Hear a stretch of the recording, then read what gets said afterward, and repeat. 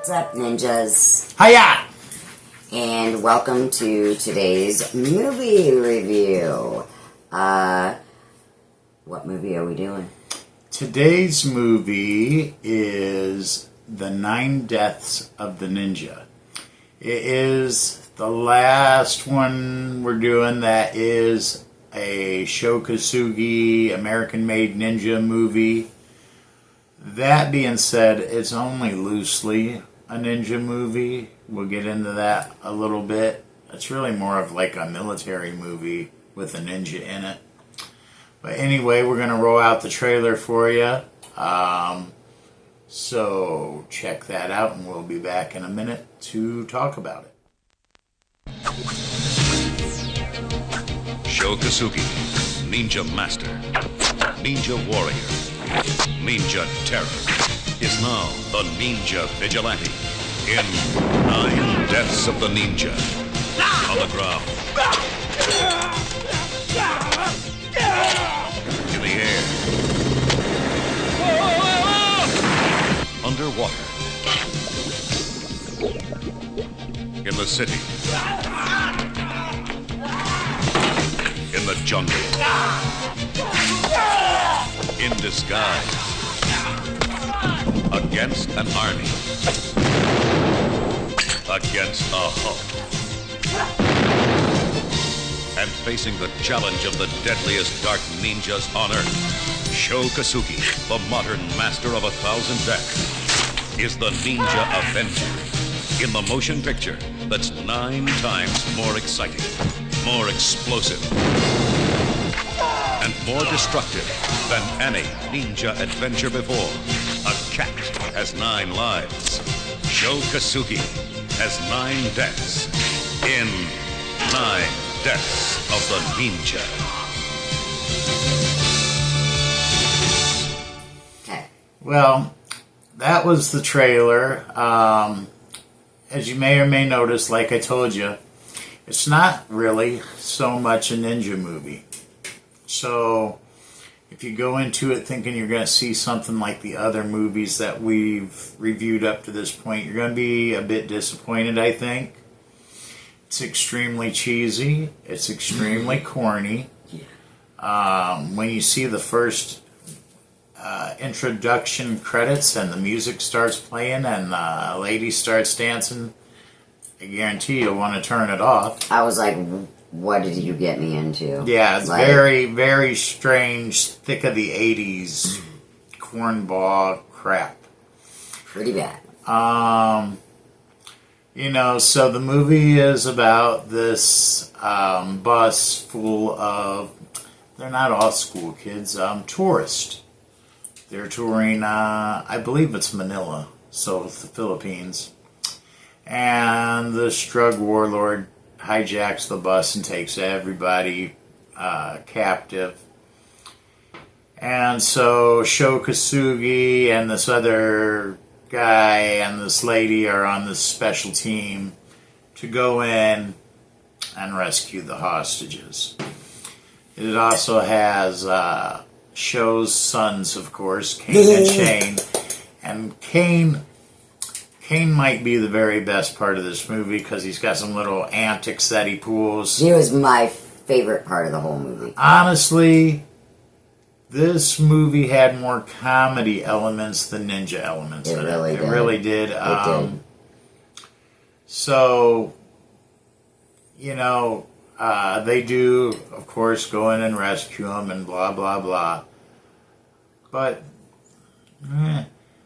we had to review this movie. It was a necessary evil because it's the last American-made ninja Sho Kosugi movie that we have to review. So we had to review it. Not one of my favorite ninja movies, obviously. I thought it was hilarious. It did have some comedy factors in it that Shelley's going to tell you about a few of her favorite parts here in a minute. I just have one. You know what it is. So, with that being said, I'm going to let Shelley get into her stuff in just a second here. But with that being said, that means we are done doing ninja movie reviews. But Don't be sad. That just means we're moving to other martial arts movies. What about the comedy, the Beverly Hills Ninja? Well, maybe we can throw that in there. I guess, technically also not a ninja movie for real, but It's got a great guy. I guess it has to count, so we'll throw it in there somewhere. Yeah. But I think a lot of people have been waiting for us to do the changeover because I think a lot of people will be excited that our next movie review is in fact Bloodsport. I've never seen it. Considered by many to be the best martial arts movie ever made. I am in agreement with that. We shall see. So look forward to that as the next movie reviews. Don't be sad that the ninja movies are over. Most of y'all probably know most of the things about Van Damme, but we're going to get into some other martial artists like Jeff Speakman. Shelley's going to learn a whole lot about him. I've never even heard of him. And we're going to talk about some of the different fighting styles used in the movies as well. And it's going to be really hard with the dubbing back in the 70s to get her to watch a Bruce Lee movie. Okay, But I will watch a Bruce Lee movie if you guys comment below on the one that you think is best that you think I should check out. How about that? That's fair. There's a lot of good ones to pick from. You got The Big Boss. What's your favorite? My favorite is probably Fist of Fury. I've heard of that, or actually. Enter the Dragon. I've heard of that as well. Like I said, you got to get over the fact that these things were made in the 70s. Because, even the Americans, it's like, hey, jive, turkey, and that kind of thing, So, be prepared for a 70s type experience if you watch Bruce Lee movie. But I feel like I had that watching the one we're reviewing. probably you couldn't very effectively do martial arts movie reviews and leave Bruce Lee out, as he is probably the ultimate fighting machine ever to walk the earth. So we will do a Bruce Lee. We're definitely going to do Jeff Speakman, Perfect Weapon. If nobody's seen it, you should see it. Great movie. I'll do Great it. fighting. Anyway, back to 9 Deaths of the Ninja. I'm going to turn things over to Shelley. She's going to tell you what her favorite parts of the movie are. I have one favorite part. And then she's going to tell you a little bit about the actors. As usual, she always has something to say about Sho Kosugi. Maybe redundant from some other reviews. I don't know, because I don't know what she's going to say.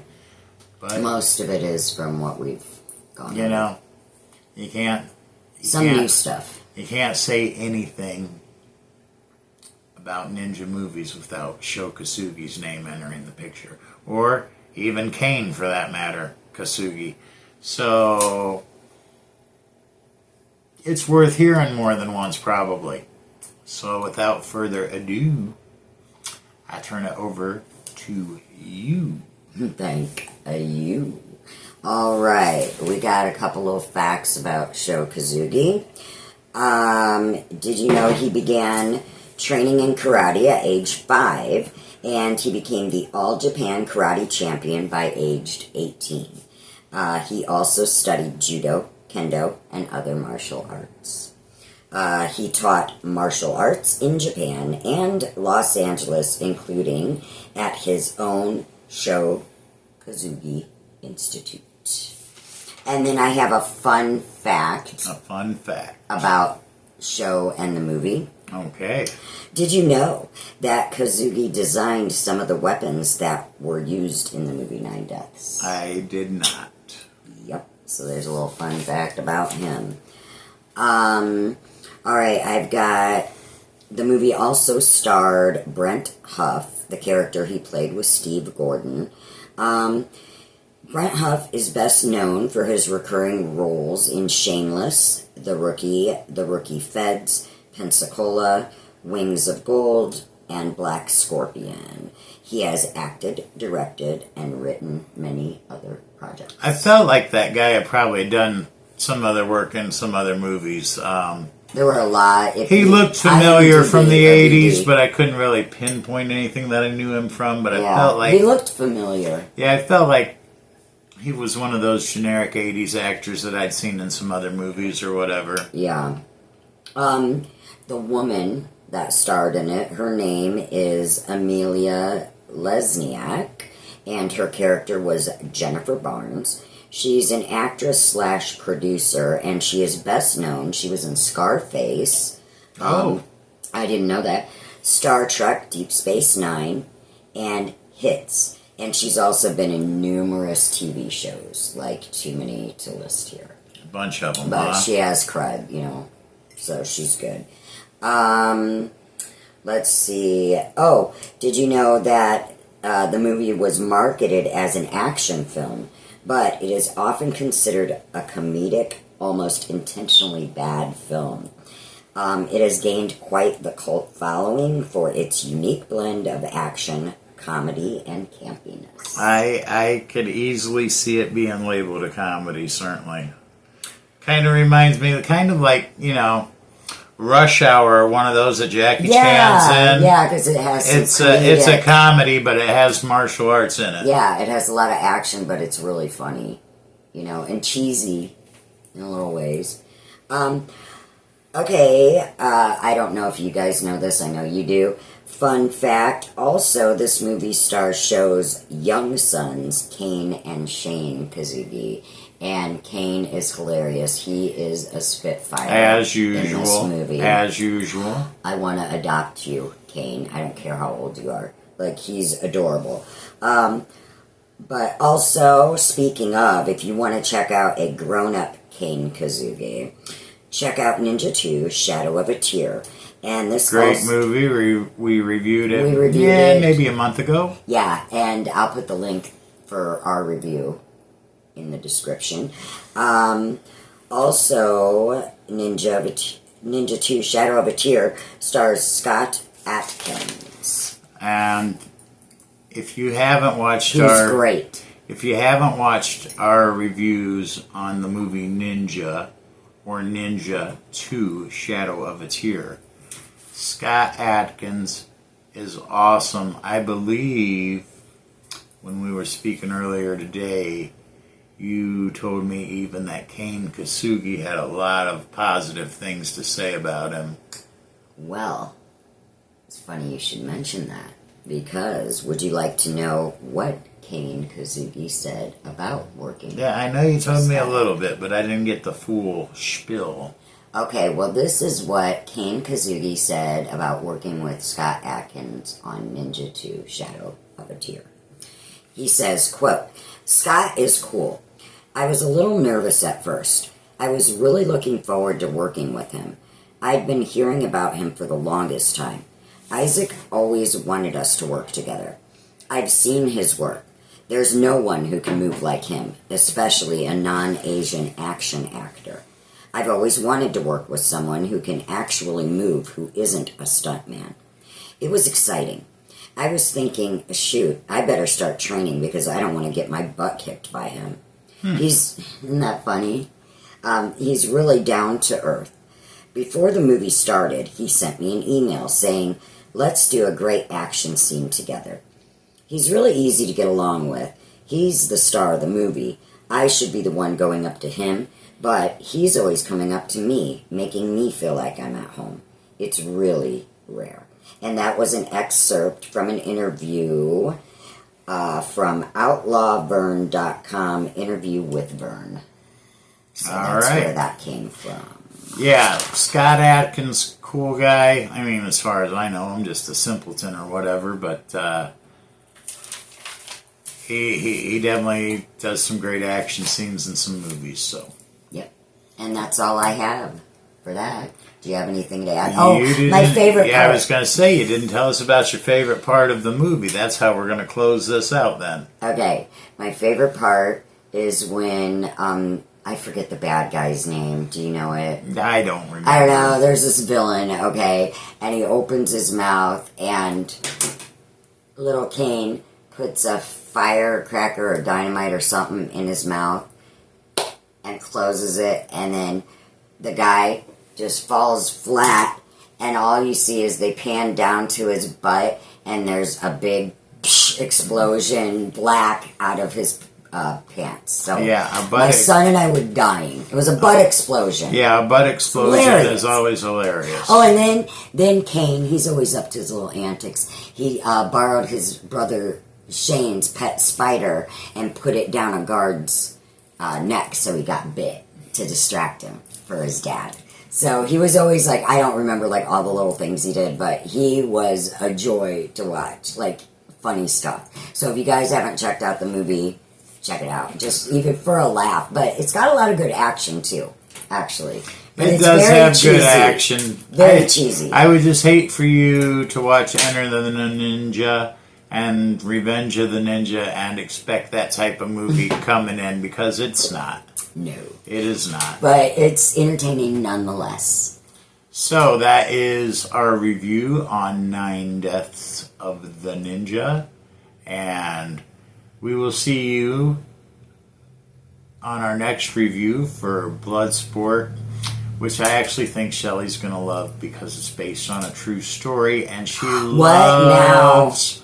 She loves movies based on a true story. Oh yeah, this movie's actually about a guy named Frank Dukes, which is an incredible guy.